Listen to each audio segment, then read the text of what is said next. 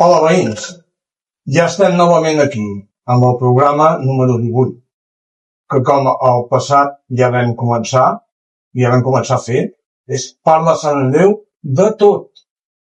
Parlem de temes d'actualitat, però sempre tenint a veure amb Sant Andreu i els veïns, tal i com ja vam fer en el número 17 de les zones il·legals de baixes emissions, sempre amb els nostres bibliotets i el nostre estudi.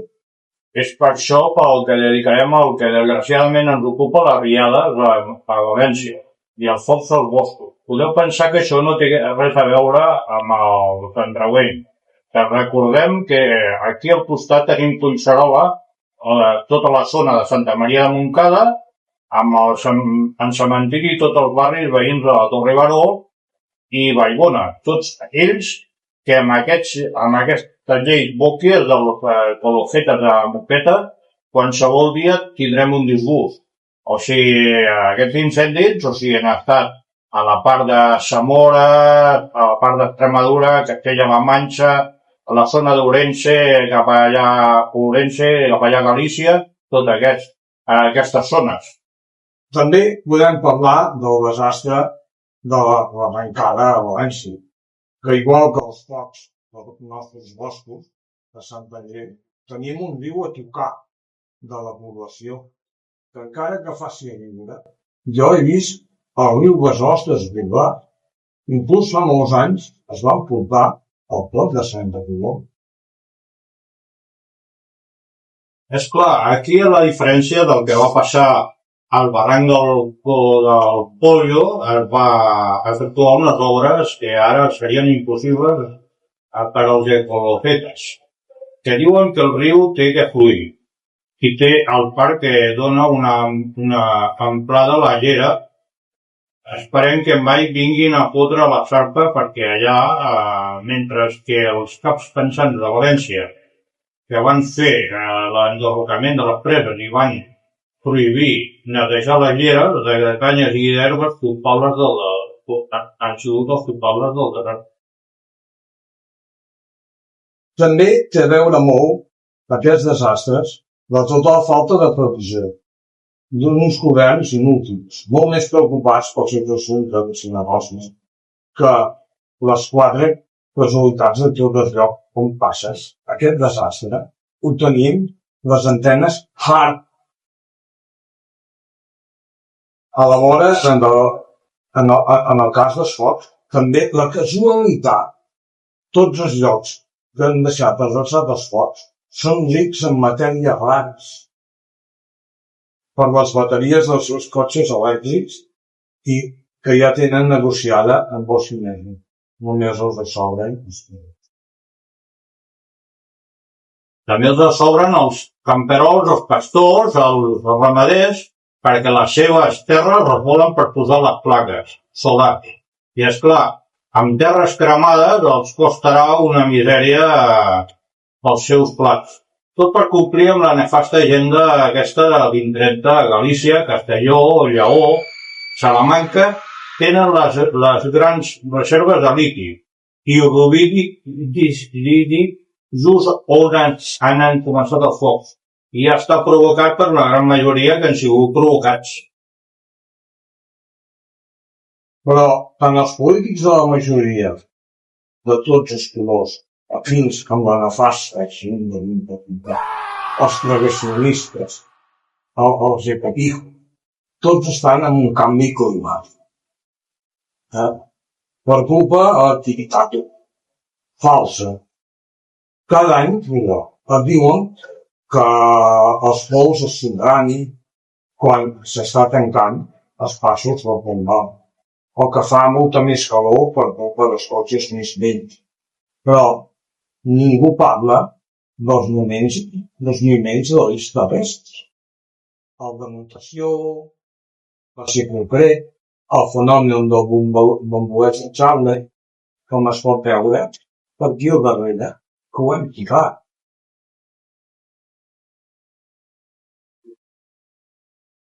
Per això es té que haver llegit i no dedicar-se a veure la televisió, que només fan que avaluar mentides. posant mapes de color vermell, parlant del CO2 com si fos un verí, quan és un gas de la taula periòdica imprescindible per la vida. Però, és clar, el canvi climàtic serveix per tot. És l'excusa a la inutilitat, al despilfarrament de diners, als negocis incompatibles, a la corrupció també. En fi, tot això que comporta tota aquesta política que ens volen fer tragar, vaja.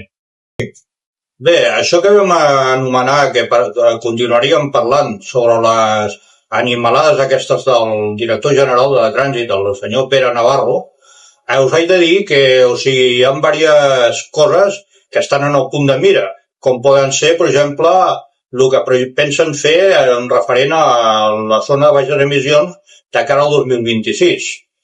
No és una cosa oficialment del tot segura, però el rumor està a l'aire. És que a partir del 2026, a partir del gener, diguéssim, amb episodis de més alta contaminació, poden començar a restringir els cotxes que porten el distintiu mediambiental B. Després, per una altra banda, també tenim la suposta normativa europea que s'està rumorejant, i quan hi comença a haver-hi un rum-rum és que tard o d'hora aigua porta, no? El riu aigua porta. És de que volen treure un certificat de vida útil del vehicle. O sigui que tu quan compraràs un cotxe diran, senyors, aquest cotxe està homologat, la seva vida tindrà 10 anys, 15 anys, per exemple, i que l'hora de que tu voldràs vendre'l de segona mà no se'l podrà quedar ningú. O sigui que aquest vehicle anirà directament a la xatarra, hagi passat bé la ITV o no, inclús saltant-se la llei i invalidant el que la ITV l'hagi pogut donar per vàlid, aquest vehicle. Entre altres coses. Això és els grans invents que et diu que venen d'Europa, que realment no ve d'Europa. Europa es limita a dir que els cotxes a partir de certa època ja no es faran més aviat elèctrics quan siguin viables, que volen limitar el número d'emissions i volen fer això. El que passa que aquí tenim els grans pensadors que el que van és a fastidiar-nos. Oi? Tenim aquí, a part del Pere Navarro, que hi ha Pere Navarro, és aquesta gent que quan ho venen s'ho fan venir bé. S'ho fan venir bé perquè ells tenen negocis, tenen coses així, tenen negocis amb la Xina, tenen negocis amb tot això de les matèries rares, tenen negocis amb carregar-se totes les oliveres, tenen tots aquests negocis. Ells volen, de fet, si d'això és la ciutat dels 15 minuts. Però com que això no es podrà fer, ara ens venen amb història, ens diuen, no, això ve d'Europa, això ve d'Europa. Què cony ve d'Europa? Europa diu que es tenen que baixar el número d'emissions i ells diuen que a partir de certa data, si és possible, que ara ja s'estan dant compte que no és possible, això ja ve d'aquí. I ells només ens donen això un límit.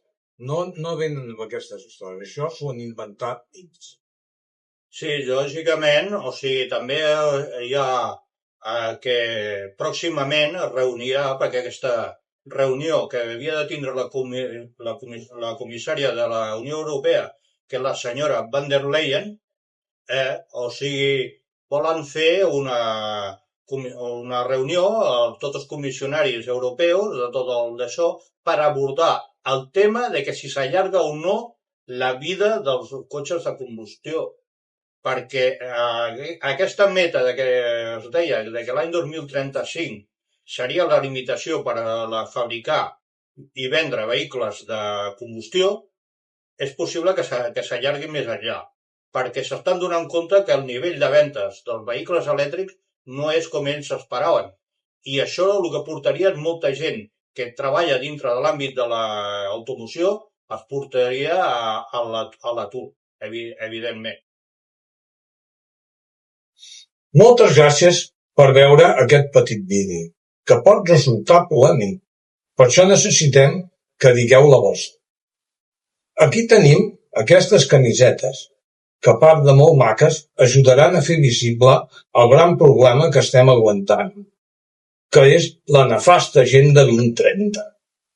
I pel darrere tenim que promocionem també